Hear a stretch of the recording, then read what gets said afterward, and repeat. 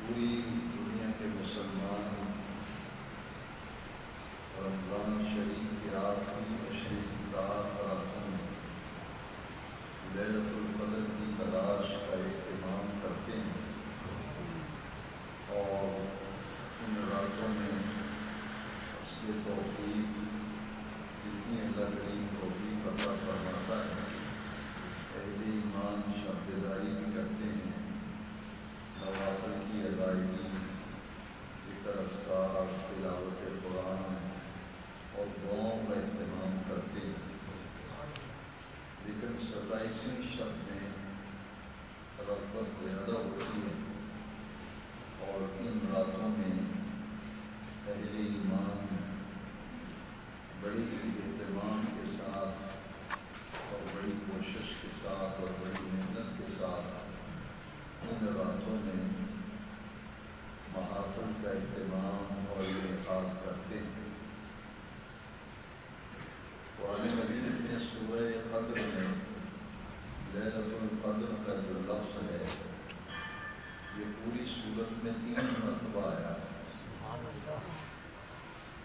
لیلۃ القدر کا لفظ 3 مرتبہ آیا ہے اور لیلۃ القدر کے حروف جو ہیں ان کی تعداد 9 ہے۔ لیلۃ القدر لکھیں کہ یہ 9 حروف ہیں اور پوری سورہ قدر میں یہ 3 مرتبہ یہ لفظ استعمال ہوا۔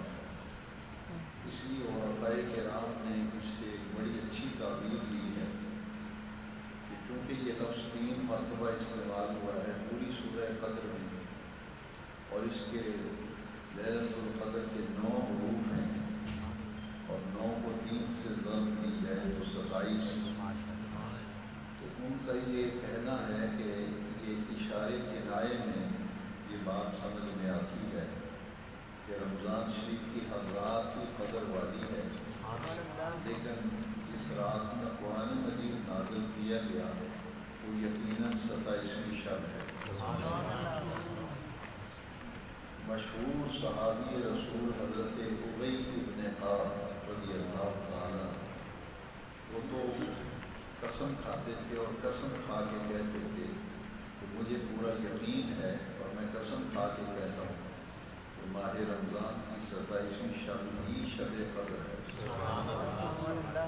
لیکن جو اہل اللہ ہیں جن کو اللہ کا قرب حاصل ہے، ذکر و عبادت میں ان کی زندگیاں گزرتی ہیں، انہوں نے بڑی پیاری بات کی ہے۔ وہ فرماتے ہیں ہر شب شب قدر است، سبحان اللہ، ہر شب شب قدر است، گر تو قدر جانا، گر تو قدر جانا، اگر تو اس رات کی شان، عظمت اور اس کی قدر جانتا ہے تیرے لیے ہر رات ہی شب قدر بن سکتی ہے۔ سبحان اللہ، یعنی وہ لگن، وہ چاہت، وہ ذوق و شوق جو عبادت کے لیے 27ویں میں ہمارے اندر عمومی طور پر پایا جاتا ہے، اسی لگن، اسی محبت اور اسی عقیدت اور اسی شغف کے ساتھ دوسری راتوں میں بھی اگر ذکر و عبادت کی جائے تو اللہ تعالیٰ محروم نہیں کرتا۔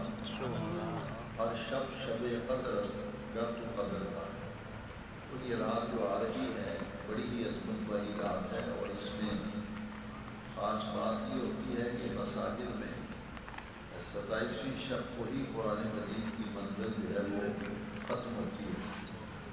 پہلی شب کو قرآن مجید کی منزل کا آغاز ہوتا ہے نماز تراویح میں اور 27ویں شب کو یہ منزل جو ہے وہ پائے تکمیل تک پہنچتی ہے اور اس موقع پر ختم قرآن کی محافل اہتمام کیا جاتا ہے اور عام مساجد میں اسے جشن نزول قرآن کا بھی عنوان دیا جاتا ہے کہ چونکہ یہ نزول قرآن کی رات ہے اس میں خاص اہتمام ہونا چاہیے۔ میں نے عرض کیا تھا کہ شب قدر یہ مناجات کی رات ہے، جہاں نفل پڑھنے، تلاوت کرنے، ذکر اذکار کرنے کی رات ہے نا، وہاں یہ رات دعائیں مانگنے کی رات ہے۔ مناجات دعا کو کہتے ہیں، یہ مناجات کی رات ہے، دعائیں مانگنے کی رات ہے، دعائیں کرنے کی رات ہے، کیونکہ حضرت عائشہ صدیقہ نے نبی کریم علیہ السلام سے یہ پوچھا تھا کہ میری زندگی میں اگر شب قدر آئے تو میں اس میں کیا پڑھوں، تو حضور نے انہیں دعا ہی تعلیم فرمائی تھی۔ جو حضور نے انہیں کلمات تعلیم فرمائے وہ کیا تھے؟ دعائیہ کلمات، وہ مناجات ہے، وہ دعا ہے جو میں نے پچھلے درس میں عرض کی تھی۔ یہ دعا مناجات کے لفظ ہیں جو حضور نے حضرت عائشہ صدیقہ کو بتلائے اور سکھلائے۔ اللہم انک عفو تحب العفو فاعف عنی یا غفور یا غفور یا غفور۔ اس حدیث شریف سے محدثین نے یہ بڑا پیارا ایک مفہوم لیا ہے کہ یہ رات جہاں نفل پڑھنے کی رات ہے، تلاوت کرنے کی رات ہے، ذکر و اذکار کی رات ہے، اور اس کے ساتھ صدقہ و خیرات کرنے کی بھی رات ہے، کیونکہ مالی عبادت وہ صدقہ اور خیرات ہے، وہ زکوٰۃ ہے۔ اس رات اگر زکوٰۃ دینے والے لوگ اسے اپنا معمول بنا لیں کہ وہ ہر سال شب قدر کو حساب کیا کریں اور اس رات حساب کتاب کر کے اپنے مال کی سالانہ زکوٰۃ جو دینی ہوتی ہے وہ پھر شب قدر کو نکالا کریں، کیونکہ جو مالی عبادت ہے اس رات کے اندر خیر بہت ہے، اور خیر اتنی ہے لیلۃ القدر خیر من الف شہر، 1000 مہینوں سے یہ رات بہتر ہے۔ تو بہت سے اولیاء اللہ جو ہیں وہ یہی تعلیم دیتے تھے کہ جب زکوٰۃ نکالنی ہو تو اسے شب قدر کو حساب کتاب کر کے تو سالانہ زکوٰۃ بھی آپ اس رات کو نکالا کرو، کیونکہ اس میں جہاں نفل پڑھنے کی فضیلت ہے، قرآن شریف پڑھنے کی، درود شریف پڑھنے کی، ذکر اذکار کرنے کی، اللہ کریم سے دعائیں مانگنے کی، وہاں یہ صدقہ اور خیرات کی بھی رات ہے۔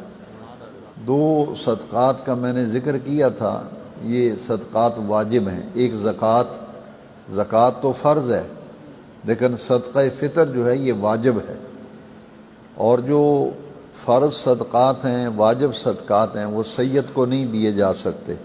ہاشمی خاندان کو، سید کو زکوٰۃ نہیں دی جا سکتی، نہ فطرانہ دیا جا سکتا ہے۔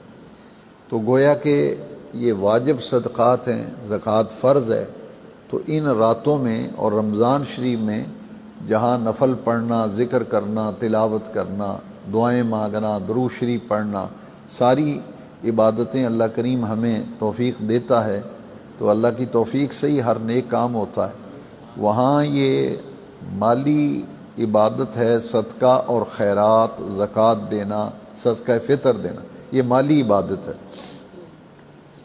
تو اس رات میں ہمیں اپنے معمولات میں صدقہ و خیرات کو بھی شامل کرنا چاہیے، اور مناجات یعنی جی بھر کے دعائیں مانگی جائیں، ایسی دعائیں کہ پھر دل میں کوئی حسرت باقی نہ رہے۔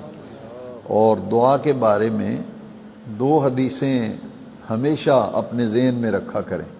نبی کریم علیہ السلام نے فرمایا الدعاء هو العبادہ، کہ دعا کرنا عبادت ہے، دعا کرنے کا عمل ہی عبادت ہے۔ الدعاء هو العبادہ، کہ دعا خود عبادت ہے، دعا کرنے کا عمل ہی عبادت ہے۔ اور دوسری حدیث میں فرمایا الدعاء مخ العبادہ، کہ دعا عبادت کا مغز ہے، دعا عبادت کا مغز ہے۔ اس لیے جب بھی کوئی عبادت کی جاتی ہے، وہ عبادت جب مکمل ہو جاتی ہے تو پھر اس کے بعد دعا مانگی جاتی ہے۔ جیسے نماز ہے، نماز فرض جب ادا ہو جاتے ہیں تو بعد میں ہم دعا مانگتے ہیں، پھر اس کے بعد نوافل اور سنتیں پڑھنے کے بعد پھر دعا مانگتے ہیں، کیونکہ دعا مانگنا عبادت ہے اور دعا عبادت کا مغز ہے۔ تو دعا کی رغبت اور ذوق و شوق اس قدر ہونا چاہیے کہ ہم دعا کس طرح مانگتے ہیں۔ ہمارا یہ طریقہ ہے کہ ہم دعائیں مانگتے ہیں لیکن ہماری توجہ اور طرف ہوتی ہے۔ عام مساجد میں یہ دیکھنے میں آتا ہے، اور آپ نے بھی کئی دفعہ یہ مشاہدہ کیا ہوگا، ادھر آدمی دعا مانگ رہا ہے، ادھر دیواروں کو دیکھ رہا ہے، ادھر دعا مانگ رہا ہے آدمی، ادھر آنے جانے والوں کو دیکھ رہا ہے۔ یعنی وہ توجہ اور وہ انہماک، وہ ذوق اور شوق جو دعا میں ہونا چاہیے وہ عمومی طور پر ہماری دعاؤں میں نظر نہیں آتا۔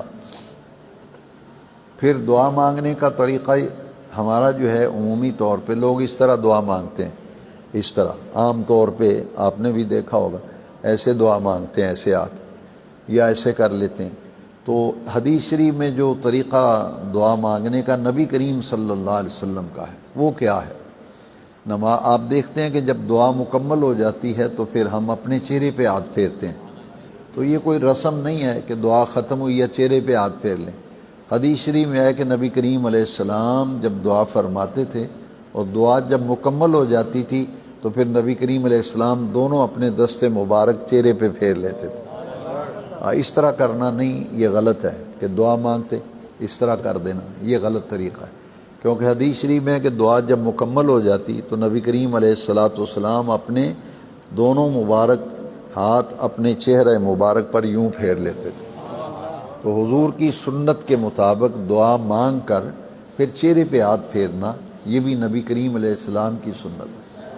اور جو حدیث شریف میں حضور کا دعا مانگنے کا طریقہ تھا وہ تھا کہ کم از کم اپنے سینے کے برابر سامنے ایسے حضور ہاتھ رکھتے تھے، اپنے سینہ مبارک کے برابر میں، اور ہاتھوں میں تھوڑا سا فاصلہ اگر رکھ لیا جائے تو یہ زیادہ مناسب ہے، کیونکہ اس حدیث کی شرح میں محدثین نے لکھا کہ دعا مانگنے کا یہ طریقہ ہے۔ یہ ہتھیلیاں ہماری جو ہیں ان کا رخ آسمان کی طرف ہونا چاہیے۔ بے اختیار دعا مانگتے ہوئے اگر ایسے ہو جائے تو وہ تو بے اختیار ہو گیا، لیکن آدمی دعا مانگنے لگا ہے تو جو دعا کے آداب ہیں اس میں یہ ہے کہ ہتھیلیاں جو ہیں ان کا رخ آسمان کی طرف رکھے۔ کئی حدیث کی کتابوں میں آتا ہے رفع یدیہ الی السماء، کہ دعا میں اپنے دونوں ہاتھوں کو آسمان کی طرف اٹھاتے تھے۔ تو یہ ہتھیلیاں جو ہیں ان کا رخ جو ہے آسمان کی طرف یوں ہونا چاہیے، اور کم از کم سینے کے برابر آ جائیں ہاتھ، اور یوں دونوں ہاتھوں کے درمیان تھوڑا سا فاصلہ رکھا جائے۔ اگر ساتھ مل بھی جائیں تو کوئی غلطی یا گناہ نہیں ہے، یا زیادہ فاصلہ ہو جائے بے اختیار دعا مانگتے تب بھی کوئی حرج نہیں، لیکن جو بہتر اور افضل طریقہ ہے جو حدیث شریف میں نبی کریم علیہ السلام کا وہ یہ ہے کہ ایسے نبی پاک صلی اللہ علیہ وسلم دونوں ہاتھ پھیلاتے تھے، اور جب دعا مکمل ہو جاتی تھی پھر آقا کریم صلی اللہ علیہ وسلم چہرہ مبارک پر ہاتھ پھیرتے تھے۔ تو دعا جو ہے وہ عبادت کا مغز ہے، اور دعا خود عبادت ہے۔ اس لیے قرآن مجید میں جو دعائیں ہیں انہیں قرآنی دعائیں کہتے ہیں، قرآنی دعائیں۔ اور بہت سی دعائیں قرآن مجید میں انبیاء کرام جو دعائیں مانگا کرتے تھے اپنے رب کریم سے وہ دعائیں قرآن مجید میں ہیں، اور کچھ دعائیں معصورہ ہیں۔ معصورہ دعاؤں سے مراد نبی کریم صلی اللہ تعالی علیہ وسلم، مسنون دعائیں بھی انہیں کہتے ہیں، مسنون دعائیں۔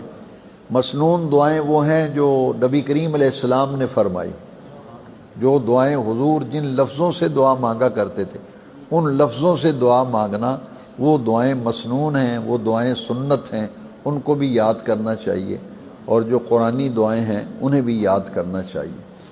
دیکھیے میں نے پچھلے درسوں میں آپ کو یہ بتایا تھا کہ فرضوں کے بعد جو حدیث شریف میں مذکور دعائیں ہیں نا، ان میں ایک دعا جو ہے وہ عام نمازوں کے بعد تقریباً ہر امام صاحب یہ دعا مانگتے ہیں، اور یہ اس لیے مانگتے ہیں کہ حضور نے انہی لفظوں سے دعا مانگی، انہی لفظوں سے دعا مانگی۔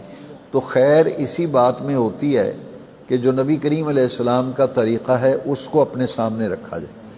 تو حضور فرضوں کے بعد جو دعا فرماتے تھے وہ مختصر لفظ تھے، اللہم انت السلام ومنک السلام تبارکت یا ذی الجلال والاکرام۔ ایک حدیث میں بس اتنے لفظ ہیں، اللہم انت السلام ومنک السلام تبارکت یا ذی الجلال والاکرام۔ اور ایک حدیث میں ہے کہ حضور فرضوں کے بعد یہ بھی دعا، بسا اوقات حضور یہ دعا بھی فرماتے، اللہم اعنی علی ذکرک و شکرک و حسن عبادتک۔ تو یہ دعائیں جتنی بھی قرآنی دعائیں ہیں یا مسنون دعائیں ہیں، ان کو بھی وقت نکال کر امام صاحب سے وقت لے لیا جائے، یا کسی قرآن شریف جس نے اچھے طریقے سے پڑھا ہو اس سے یہ دعائیں سیکھ لینی چاہیے جن کو دعائیں زبانی یاد ہوتی ہیں، کیونکہ بہت سی ایسی دعائیں ہیں جو نبی کریم صلی اللہ علیہ وسلم اپنے صحابہ کرام کو تعلیم دیتے تھے۔ حضرت معاذ بن جبل رضی اللہ تعالیٰ عنہ نے ایک دفعہ حضور کہیں تشریف لے جا رہے تھے تو حضور کے ساتھ حضرت معاذ چل رہے تھے، تو نبی کریم علیہ السلام نے ان کے کندھے پہ ہاتھ رکھا عذرائے شفقت، تو حضور نے فرمایا کہ اے معاذ میں تم سے بہت محبت رکھتا ہوں۔ تو حضرت معاذ نے عرض کی یا رسول اللہ میں بھی آپ سے بہت محبت رکھتا ہوں۔ تو حضور نے فرمایا اگر تو واقعی مجھ سے محبت رکھتا ہے تو اس دعا کو زندگی میں کبھی نہ چھوڑنا۔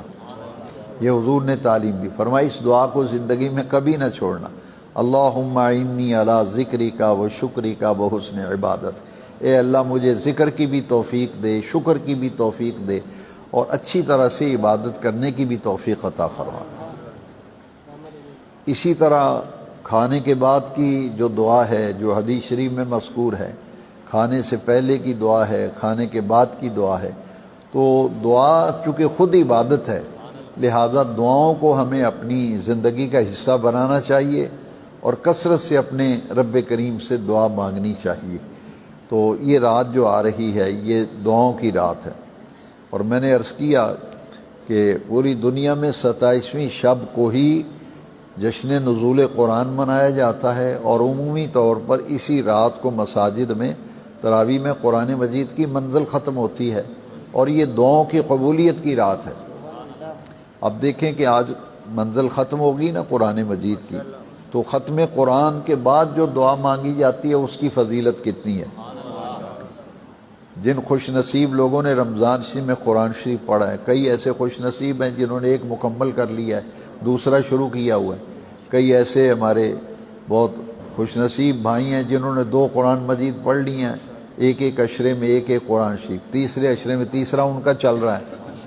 تو جو ایک مرتبہ مکمل قرآن مجید کی تلاوت کر لیتا ہے اس کے بعد جو دعا مانگی جاتی ہے اس پر 70,000 فرشتہ آمین کہتا ہے، ایک ختم قرآن پر۔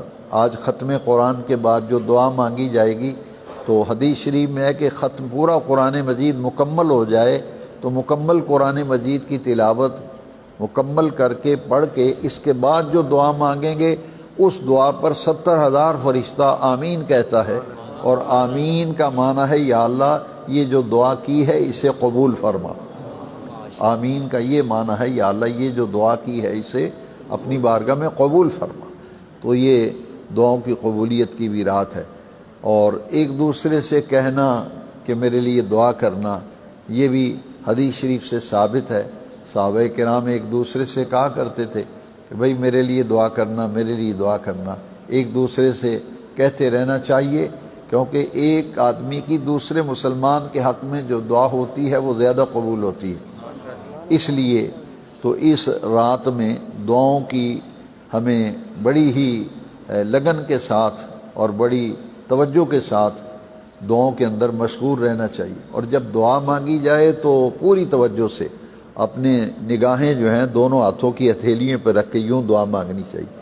لیکن ہم یوں دعا مانگتے ہیں، کبھی ادھر دیکھتے ہیں، کبھی آنے جانے والوں کو دیکھتے ہیں، کبھی لائٹوں کو دیکھتے ہیں، تو اس طرح سے جب دعا عدم توجہ سے مانگی جائے گی تو پھر اس کی قبولیت کیا ہوگی۔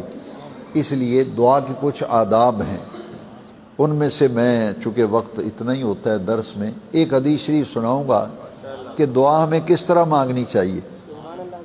یہ حضور کی حدیث شریف ہے، ادعوا اللہ وانتم موقنون بالاجابت، ادعوا اللہ، اپنے اللہ سے دعا مانگا کرو، وانتم موقنون بالاجابت، تمہیں اس دعا کی قبولیت کا پورا پورا یقین ہو۔ اور اس کا مرادی معنی میں کر دوں، اس طرح دعا مانگو، اس طرح دعا مانگو کہ میری دعا رد نہیں ہوگی، میری دعا اللہ تعالیٰ ہر حال میں قبول فرمائے گا۔ ادعوا اللہ وانتم موقنون بالاجابت، اجابت کہتے ہیں قبولیت کو۔ اس یقین کے ساتھ دعا مانگو کہ میرا رب میری دعا کو رد نہیں کرے گا، میری دعا کو اللہ تعالیٰ ہر حال میں قبول فرمائے گا، اس یقین کے ساتھ۔ اور جب بندہ صدق دل سے پوری توجہ سے دعا مانگتا ہے، یعنی دعا مانگ رہا ہے، دیکھ خود اور طرف رہا ہے، ہاتھ ہی پوری طرح سے نہیں دعا کی طرف پھیلائے، تو یہ تو دعا کے آداب کے خلاف ہے۔ دعا اس یقین سے جب مانگی جائے تو پھر اس کا نتیجہ کیا نکلتا ہے؟ اس کے لیے دوسری حدیث شریف کہ جب پوری توجہ سے سر جھکا کر اور اس میں خشوع و خضوع اختیار کرے کہ کس اپنے رب کریم سے مانگ رہا ہوں، اپنے رب سے مانگ رہا ہوں، وہ سخیوں کا سخی ہے، وہ کریموں کا کریم ہے، وہ رحمان ہے، وہ رحیم ہے، اس کے سوا دینے والا کون ہے؟ وہ ساری عطائیں تو رب کریم کی ہیں۔ گناہوں کی من یغفر الذنوب الا اللہ، کہ اللہ کے سوا کون گناہوں کو معاف فرماتا ہے۔ تو اس یقین کے ساتھ جب دعا مانگی جاتی ہے تو پھر دوسری حدیث سن لے۔ ایک حدیث تو میں نے آپ کو سنا دی کہ اس یقین کے ساتھ دعا مانگو کہ میری دعا ضرور قبول ہوگی، اور دوسرا جب اس یقین سے دعا مانگیں گے تو پھر حدیث شریف میں ان اللہ یستحیی ان یرد ید عبدہ صفرا، اللہ حیا فرماتا ہے کہ میری بارگاہ میں کوئی ہاتھ پھیلا کے مانگے میں اس کے ہاتھوں کو خالی لوٹا دوں۔ میں نے پورا متن بھی آپ کو سنا دیا حدیث شریف کا، یہ کتنی پیاری حدیث ہے۔ ان اللہ یستحیی ان یرد ید عبدہ صفرا، بندہ جب پورے یقین کے ساتھ، پورے انہماک کے ساتھ، پوری گریہ ازاری کے ساتھ آنکھوں میں آنسو ہوں اور دعا مانگی جا رہی ہو تو پھر اللہ تعالیٰ حیا فرماتا ہے کہ میرا بندہ مجھ سے مانگ رہا ہے، میں اس کے ہاتھوں کو خالی لوٹا دوں۔ اللہ کبھی کسی دعا مانگنے والے کے ہاتھوں کو خالی نہیں لوٹاتا۔ تو اس یقین کے ساتھ دعا مانگنی چاہیے۔ حدیث شریف میں ہے کہ اگر دعا میں رونے کی کوشش کرو، حدیث شریف میں، اور اگر رونا نہ آئے تو رونے والی شکل بنا لو۔ حدیث ہے نبی پاک صلی اللہ علیہ وسلم کہ اگر یہ شکل ہی اللہ کو پسند آ جائے، یہ شکل ہی پسند آ جائے تو یہ یعنی جس قدر انہماک اور جس قدر توجہ اور لگن و شوق دعا کے اندر ہوگا اس قدر دعا جو ہے وہ قبول ہوگی۔ اور یاد رکھیے کہ یہ دعائیں جو ہیں الدعاء هو العبادہ، الدعاء مخ العبادہ، تو یہ دعاؤں کی اپنی ایک اہمیت ہے۔ اذا سألک عبادی انی فانی قریب۔ ایک دفعہ حضور نبی کریم علیہ السلام سے پوچھا گیا کہ ہمارا رب کہاں ہے؟ جس اللہ کو ہم رب مانتے ہیں تو وہ رب کہاں ہے؟ جی تو پھر اس پر یہ آیت کریمہ نازل ہوئی۔ جب صحابہ نے پوچھا نا کہ جس رب کو ہم مانتے ہیں وہ ہمارا رب ہے کہاں، تو اس پر یہ آیت نازل ہوئی، اذا سألک عبادی، اے میرے محبوب جب تجھ سے میرے بندے میرے بارے میں پوچھیں۔ کتنی پیاری آیت ہے، اذا سألک عبادی، اللہ نے اپنے بندے کہہ کے پکارا ہے۔ اذا سألک عبادی انی فانی قریب، اے محبوب جب میرے بندے تجھ سے سوال کریں، تجھ سے پوچھیں میرے بارے میں، یہ پوچھ رہے ہیں کہ رب کہاں ہے، محبوب ان سے کہہ دیجئے انی قریب، میں تو تمہارے بالکل قریب ہوں، میں تمہارے۔ اذا سألک، قرآن مجید کی آیت ہے، اذا سألک عبادی انی فانی قریب، سورہ بقرہ میں ہے، سورہ بقرہ میں انی قریب اجیب دعوت الداعی اذا دعان، میں اتنا قریب ہوں، اتنا قریب ہوں، جب دعا مانگنے والا میری بارگاہ میں دعا مانگتا ہے میں اس کی دعا کو قبول کرتا ہوں۔ اذا سألک عبادی انی فانی قریب اجیب دعوت الداعی اذا دعان، داعن کہتے ہیں دعا مانگنے والا۔ اس سے ایک نقطہ یہ معلوم ہوا کہ اللہ کا بندہ حقیقت میں وہ ہوتا ہے جو در مصطفیٰ کا سوالی ہو، جو در مصطفیٰ کا، ہاں اگر حضور کی بارگاہ کا سوالی ہونا شرک ہوتا تو قرآن کبھی یہ لفظ استعمال نہ کرتا۔ اذا سألک، محبوب جب تجھ سے سوال کریں، کون؟ عبادی، میرے بندے۔ پتہ یہ چلا کہ اللہ کا بندہ وہ ہے جو در مصطفیٰ کا سوالی ہو۔ اذا سألک عبادی انی فانی قریب، اللہ تو ہمارے قریب ہے، کتنا قریب ہے، نحن اقرب الیہ من حبل الورید، اللہ کریم فرماتا ہے میں تو تمہاری شاہ رگ سے بھی زیادہ قریب ہوں۔ اللہ جسم اور جسمانیات سے پاک ہے، اللہ جسم اور جسمانیات سے پاک ہے۔ تو رب ذوالجلال تو ہماری شاہ رگ سے زیادہ قریب ہے۔ تو بے نیاز رب نے فرمایا محبوب ان کو کہہ دیجئے انی قریب، میں تو بالکل تمہارے قریب ہوں، اجیب دعوت الداع اذا دعان، اور جب بھی مجھ سے کوئی مانگتا ہے دعا تو میں اس کی دعا کو قبول کرتا ہوں۔ تو یہ رات دعاؤں کی قبولیت کی رات ہے، اس میں نوافل کا اہتمام کریں، صلاۃ التسبیح پڑھیں، استغفار پڑھیں۔ استغفار جو ہے اس کے بہت سارے فائدے ہیں۔ کئی لوگ یہ سمجھتے ہیں کہ یہ گناہ ہو جائے تو پھر ہی پڑھنا چاہیے، اس پر بھی میں نے تھوڑا سا تبصرہ کیا تھا۔ نبی تو معصوم ہوتے ہیں، نبی معصوم ہوتے ہیں، تو حضور فرماتے ہیں میں ایک دن میں 70 سے زیادہ مرتبہ استغفار کرتا ہوں، ایک حدیث میں ایک دن میں 100 سے زیادہ مرتبہ۔ تو میں نے عرض کیا تھا کہ اگر گناہ ہوں استغفار کرنے سے معاف ہوتے ہیں، تو بندے کے عمل نامے میں گناہ ہی کو نہیں، بندہ نیک ہے، تو جب کثرت سے استغفار کرتا ہے درجات بلند ہوتے ہیں، ایک درجہ بلند ہوتا ہے، دوسرا اللہ کا قرب حاصل ہوتا ہے۔ یہ نماز یہ روزے صرف اس لیے ہیں کہ بندے کو اللہ کا قرب حاصل ہو۔ ہم اپنے اللہ کا قرب پانے کے لیے روزے بھی رکھتے ہیں، نماز بھی پڑھتے ہیں، زکوٰۃ بھی دیتے ہیں، حج بھی کرتے ہیں، سارے نیک عمل نیکیاں اللہ کا قرب پانے کے لیے۔ لہٰذا اللہ کا قرب پانے کے لیے جب ساری نیکیاں کرتے ہیں تو رب ذوالجلال نے استغفار، اپنے گناہوں کی رب سے معافی مانگنا ایسا عمل ہے جس سے گناہ بھی معاف ہوتے ہیں، درجات بھی بلند ہوتے ہیں، اور اللہ تعالیٰ کا قرب بھی حاصل ہوتا، اللہ تعالیٰ کا قرب بھی حاصل ہوتا۔ تو یہ رات مناجات کی رات ہے، توبہ استغفار کی رات ہے، اور بحمد اللہ آج قاری صاحب منزل جو ہے مکمل فرمائیں گے، اور نماز تراویح میں ختم قرآن کی محفل ہے۔ سب حضرات خود بھی تشریف لائیں، اپنے دوست احباب کو بھی دعوت دیں، اور رات کو جیسا ہمارا معمول ہے اس رات نفل بھی ہم پڑھتے ہیں، صلاۃ التسبیح پڑھی جاتی ہے، حلقہ ذکر ہوتا ہے، دعائیں مانگی جاتی ہیں، ذکر اذکار میں پوری رات گزرتی ہے۔ تو اس دفعہ ہم نے ایک بین الاقوامی معیار کے ہمارے ثنا خان ہیں، بہت اچھے ماشاءاللہ باعمل نعت خان ہیں، الحاج شہزاد علی مدنی، آپ ٹی وی وغیرہ پہ انہیں اکثر سنتے رہتے ہیں۔ مدینہ شریف وہ کئی دفعہ رمضان شریف میں میرے ساتھ اکٹھے رہے وہ، تو میں نے ان سے گزارش کی، ان کی مہربانی ہے، وہ اتنے مصروف نعت خان کہاں ٹائم دیتے ہیں ان خاص راتوں میں، تو انہوں نے مجھ سے وعدہ کر لیا، کیونکہ بعد میں انہوں نے کسی اور شہر میں جانا ہے، تو میں نے کہا تھا کہ آپ پہلے آ جائیں۔ تو نماز عشاء کے انشاءاللہ جلدی بعد ان کا ہم وقت رکھیں گے، تاکہ ان سے 3-4 نعت شریف سنیں گے، پھر انہوں نے آگے جانا ہے۔ تو سب دوست کوشش کریں وقت سے تشریف لائیں۔ دوسرا، جن دوستوں نے ابھی تک خدمت کے لیے رقم جمع نہیں کرائی، نذرانہ جمع نہیں کرایا، قاری صاحب نے قرآن شریف سنایا، ہمارا فرض ہے کہ ہم دل کھول کر ان کے لیے تحفہ تحائف نقدی کی صورت میں پیش کریں۔ بڑی محنت سے انہوں نے ماشاءاللہ 5 وقت کی نماز پابندی سے، اور پھر تراویح بر وقت، بڑی خوبصورت منزل پڑی الحمدللہ۔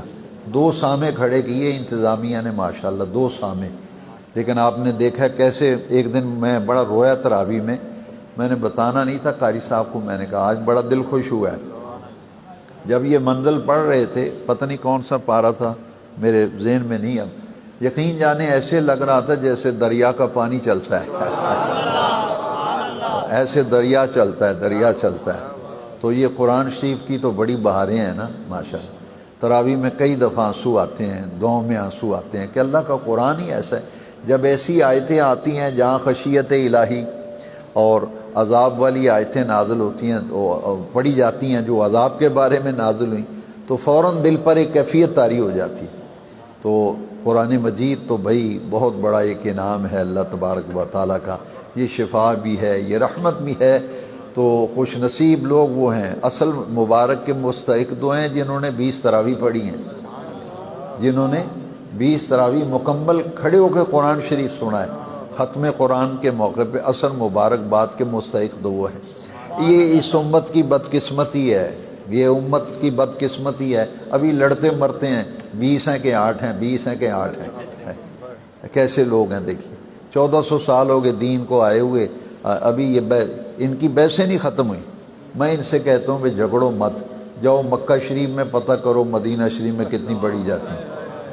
آج بھی مکہ شریف میں 20 تراویح اور مدینہ شریف میں بھی 20 تراویح، تو ہر جگہ الحمدللہ پوری دنیا میں یہ تراویح ایک ایسی عبادت ہے۔ اب اتنے منہ کھل گئے ہیں لوگوں کے، کہتے ہیں جی تراویح کوئی عبادت ہی نہیں ہے، یہ کوئی نماز ہی نہیں ہے، معاذ اللہ۔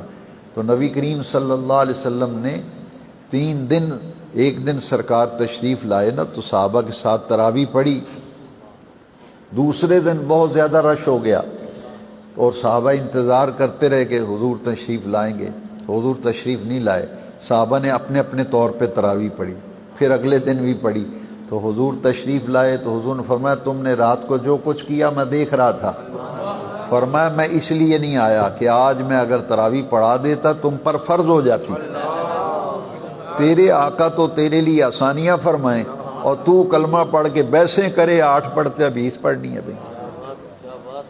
بھائی تو 8 پڑھتا ہے تو پڑھنا، جو 20 پڑھنے والے ہیں انہیں برا بلا کیوں کہتا ہے؟ جو 20 پڑھتے ہیں ان کو کہ ان سے کیوں پنگا لیتا ہے؟ تو بھئی 20 تراویح تو حضور کے ظاہری حیات طیبہ کے دور سے پوری امت میں چلی آ رہی ہے، تو اصل میں کہتا ہوں کہ اصل مبارکباد کے مستحق وہ لوگ ہیں جنہوں نے 20 تراویح پڑھی اور پوری منزل قاری صاحب کی اقتداء میں سنی، اور مبارک ہیں ان لوگوں کے لیے۔ اور یہ دعا مانگیں کہ یہ آخری تراویح نہ ہو زندگی کی۔ بزرگوں نے فرمایا ہے کہ یہ دعا مانگا کرو کہ یہ رمضان آخری رمضان نہ ہو، یا اللہ ہماری عمروں میں اتنی برکت دے کہ یہ رمضان شریف کا مہینہ بار بار دیکھیں، بار بار روزے رکھیں، اور جب بھی یہ مہینہ آئے اس میں روزے بھی رکھیں، تراویح بھی پڑھیں۔ بڑی ہی برکتوں والا مہینہ ہے، اور اس کے جانے کا بھی افسوس، اس بات کا افسوس ہوتا ہے کتنی رونقیں تھیں، کتنی بہاریں تھیں، جیسے ہی رمضان رخصت ہوتا ہے 7 بہاریں بھی رخصت ہو جاتی ہیں۔ تو ہمیں یہ سوچنا چاہیے کہ ہم نے صرف 1 سال کے لیے ہی دین سے تعلق، 1 مہینے کے لیے ہی دین سے تعلق رکھنا ہے، یا کہ پوری زندگی؟ کچھ لوگ جیسے ہی عید کا چاند نظر آتا ہے مساجد سے بھی رخصت ہو جاتی، پھر اگلے سال قسمت یا نصیب۔ تو بھئی 1 مہینے کے نمازی بننا ہے یا پوری زندگی کے نمازی؟ تو ہمارا تعلق جو ہے اللہ کے گھر سے، مسجد سے، پوری زندگی۔ تو اس کا عزم کیجئے، ارادہ کیجئے، توفیق مانگیے، اللہ توفیق دیتا ہے۔ توفیق مانگنی چاہیے کہ تو نے اپنے گھر کی اور در کی ہمیں حاضری نصیب فرمائی ہے، اسے دائمی اور ابدی فرما دے، یہ تعلق ہمارا قائم رہے، مسجد میں آتے رہیں، ہماری حاضریاں اللہ کے رجسٹر میں دربار میں لگتی رہیں، اور یہ نعمتیں بار بار ہمیں نصیب ہوں۔ الصلاۃ والسلام علیک یا سیدی یا رسول اللہ وعلی آلک واصحابک یا سیدی یا حبیب اللہ۔ جو حضرات محفل میں آئیں گے ان کے لیے عبدالحمید رحمانی صاحب، ان کے بیٹے جو ہیں، اور دوسرے ہمارے ایک بھائی ہیں، ان کا نام ذہن سے اتر گیا، وہ سحری کا انتظام کرتے ہیں ہر سال۔ اس دفعہ بھی انہوں نے جتنے لوگ آئیں گے سب کے لیے روزہ رکھنے کا، سحری کا انتظام کیا ہے، اس لیے ذوق و شوق کے ساتھ محفل میں تشریف لائیے، اللہ آپ کو برکت دے۔ اللہم صلی علی سیدنا و مولانا۔ رمضان شریف کو جو تو نے ہمیں توفیق عطا فرمائی، والے کریم یہ توفیق دائمی اور ابدی فرما دے۔ جس طرح اس رمضان شریف کے مہینے میں عبادت کا ذوق، شوق، 5 وقتہ نماز باجماعت، تراویح، روزہ رکھنے، سحری، افطاری جیسی عظیم نعمتیں ہمیں عطا فرمائیں، مولا کریم دین سے ہمارا یہ تعلق، مسجد سے یہ ہمارا تعلق دائمی اور ابدی بنا دے۔ اپنے گھر کی 5 وقت کی حاضری ہمیں زندگی بھر نصیب فرما۔ سب دعا کرنے والوں کے دین ایمان میں برکت، رزق روزی میں برکت، تراویح کی ادائیگی، روزہ رکھنا، قرآن پڑھنا، ذکر اذکار کرنا، صدقات و خیرات کرنا۔ اے میرے رب کریم اپنی پاک بارگاہ میں یہ اعمال صالحہ قبول و منظور فرما، سب نیک عمل کرنے والوں کو جزائے خیر عطا فرما، اور ان مہینے میں کوئی ہم سے غلطی ہو گئی، کوئی خطا ہو گئی، کوئی نسیان ہو گیا، بھول چوک کے کوئی ایسا کام ہو گیا جو روزے کے منافی تھا، رمضان کے منافی تھا، اے اللہ تیری بارگاہ میں سچے دل سے معافی مانگتے ہیں، ہماری خطاؤں سے درگزر فرما، ہماری خطاؤں سے درگزر فرما۔ اپنا کرم عطا کر، اپنا فضل عطا کر، اعتکاف والوں کے اعتکاف قبول فرما، ان کی دعائیں قبول فرما، ان کے ذکر اذکار قبول فرما، جو مائیں بہنیں بیٹیاں گھروں میں معتکف ہیں اے اللہ کریم ان کے اعتکاف بھی قبول فرما، دین کی محبت، دین کی رغبت، دین کا ذوق و شوق عطا فرما، مساجد کو آباد کرنے، مساجد کی خدمت کی ہمیں توفیق عطا فرما، وصلی اللہ تعالی علی حبیبہ سیدنا و مولانا محمد وعلی آلہ واصحابہ اجمعین برحمتک یا ارحم الراحمین۔